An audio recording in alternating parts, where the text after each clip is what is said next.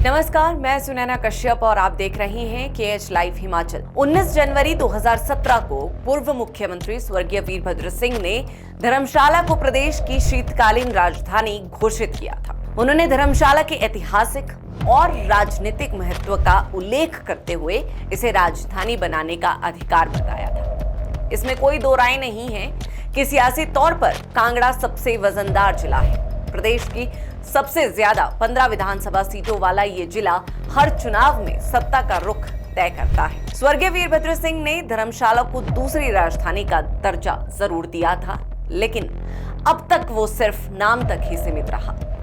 अब मुख्यमंत्री सुखविंदर सिंह सुक्खू उस नाम को असल पहचान देने की कोशिश में जुट गए हैं। शीतकालीन प्रवास को मजबूती देने के साथ साथ अब सरकार शिमला के कुछ अहम विभागों को धर्मशाला शिफ्ट कर रही है। इससे धर्मशाला सिर्फ प्रतीकात्मक नहीं बल्कि असली प्रशासनिक केंद्र बनकर उभरने की दिशा में बढ़ रहा है। अब इसे सीएम सुक्खू का विजन समझ लीजिए या फिर दूरदर्शी राजनीतिक चाल, लेकिन ये तय है कि सीएम की निगाहें कांगड़ा पर है और निशाना 2027 पर। कांगड़ा की सियासी अहमियत कोई नई बात नहीं। यही वजह है कि सुक्खू कांगड़ा को साधने में कोई कसर नहीं छोड़ रहे।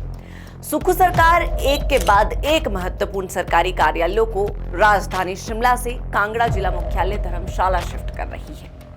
अब इस कड़ी में रियल एस्टेट रेगुलेटरी अथॉरिटी यानी रेरा का नाम भी जुड़ गया है। इससे पहले वन विभाग के वाइल्ड लाइफ विंग को शिमला से धर्मशाला भेजा गया और फिर हिमाचल पर्यटन विकास निगम का मुख्यालय भी कांगड़ा शिफ्ट किया गया है। अब चर्चा है कि रेरा कार्यालय जो वर्तमान में शिमला के मजीठा हाउस छोटा शिमला में संचालित हो रहा है, उसे भी धर्मशाला शिफ्ट करने की प्रक्रिया शुरू हो चुकी है। दूसरी तरफ चर्चा इसलिए भी तेज है क्योंकि रेरा में इस समय चेयरमैन और दोनों मेंबरों के पद खाली हैं। कार्यभार फिलहाल हाउसिंग विभाग के सचिव के पास अतिरिक्त रूप से है।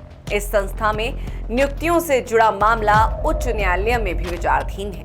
इन सब के बावजूद सुक्खू सरकार ने इसे शिफ्ट करने का फैसला लिया है। हाउसिंग विभाग के अंडर सेक्रेटरी ने रेरा अध्यक्ष को पत्र लिखकर पूछा है कि धर्मशाला में कार्यालय के लिए कितनी जगह की आवश्यकता है ताकि डिप्टी कमिश्नर कांगड़ा के साथ इस विषय पर आगे की औपचारिकताएं की जा सके। यानी सीएम सुक्खू की रणनीति साफ है, कांगड़ा को दफ्तर और काम देकर विकास का चेहरा बनाया जाए, वहीं शिमला को मंत्री पदों के जरिए सत्ता का प्रतिनिधित्व मिले। ये संतुलन सिर्फ प्रशासनिक नहीं बल्कि राजनीतिक भी है। शांता कुमार के बाद कांगड़ा जिले को फिर कभी मुख्यमंत्री नहीं मिला है। मौजूदा सरकार में भी 10 विधायकों के बावजूद कांगड़ा से सिर्फ 2 मंत्री बने हैं, वो भी ओबीसी और एससी वर्ग से। अब तक देखा जाए तो पिछली सरकारों में कांगड़ा को कम से कम 3 मंत्रियों की सौगात मिलती रही है, यानी सुक्खू सरकार में अभी भी कम से कम 1 मंत्री पद और कांगड़ा को मिलना बाकी है।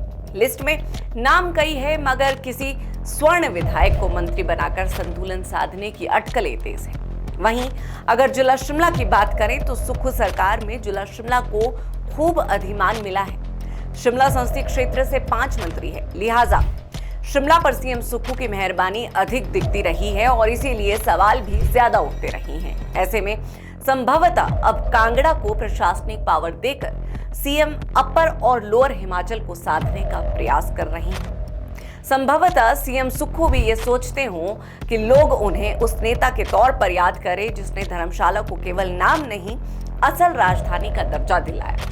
बैजनाथ में राज्यत्व दिवस, धर्मशाला में शीतकालीन प्रवास और टूरिज्म कैपिटल की घोषणाएं इसी मिशन का हिस्सा मानी जा सकती है। सरकारी कार्यालयों को शिफ्ट करने से राजनीतिक हलकों में ये चर्चा भी तेज हो गई है कि कांगड़ा जिले को प्रशासनिक रूप से सशक्त बनाकर भविष्य की राजनीति को प्रभावित करने की कोशिश की जा रही है।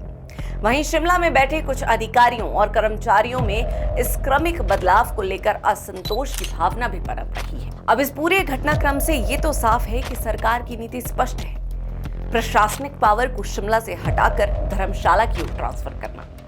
अब देखना यह होगा कि रेरा ऑफिस को शिफ्ट करने की औपचारिकताएं कब तक पूरी होती है और इसका प्रदेश की रियल एस्टेट प्रणाली पर क्या प्रभाव पड़ता है। हालांकि सरकार की आर्थिक हालत इस काम में सबसे बड़ी चुनौती है। सब कुछ एक साथ नहीं हो सकता, लेकिन सीएम सुक्खू कदम दर कदम आगे बढ़ रहे हैं। उनका असली लक्ष्य 2027 है। वो जानते हैं कि अगर कांगड़ा को भरोसे में लिया गया तो सत्ता की राह आसान हो जाएगी। इसीलिए धर्मशाला को राजधानी और कांगड़ा को ताकत देने का ये प्लान सिर्फ विकास का हिस्सा नहीं बल्कि एक लंबी सियासी लड़ाई की तैयारी है, जिसका अंत शायद इतिहास लिखने से होगा। बहरहाल आज की इस चर्चा में इतना ही। इस पूरी चर्चा पर आप सबकी क्या राय है, ये हमें कमेंट कर जरूर बताएं।